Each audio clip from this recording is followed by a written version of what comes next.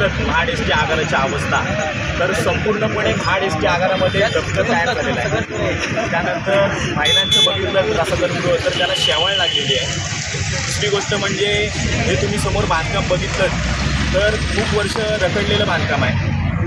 म्हणजे एकीकडं सरकार योजनांवरती योजना लागू करत आहे आणि दुसरीकडं निधी अभावी हे कामं रखडलेली आहेत। मला वाटतंय की आम्ही हा महाराष्ट्र नवनिर्माण सेनेचं जे आंदोलन आहे हे प्रशासनाची कान उघडणी करण्यासाठी हा केलेलं आंदोलन आहे की एक साईडला एक पैसे वाटत आहेत आणि दुसरी साईडला निधी अभावी कामं रखडवलेली आहेत।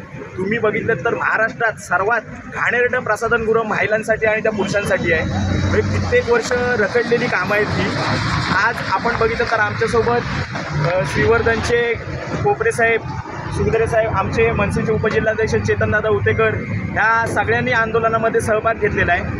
मी आणि महाडमधील तालुक्यातील इतर सर्व पदाधिकारी आहेत, मी ह्या पदाधिकाऱ्यांचे सगळ्यांचे अभिनंदन करीन, कारण का त्यांनी उत्स्फूर्तपणे ह्या आंदोलनामध्ये सहभाग घेतला आहे आणि शासनाचा निषेध केलेला आहे। त्यामुळे आज हे आंदोलन आमचं सक्सेसफुल झालं आहे आणि यापुढं महाराष्ट्र शासनाची कान उघडणी या आंदोलनातून नक्कीच होईल असं मी जाहीर करतो। महाराष्ट्र नवनिर्माण सेनेचा सन्माननीय राजसाहेब ठाकरे यांचा एसटी महामंडळाचा धिक्कार असो, एसटी आगाराचा धिक्कार असो।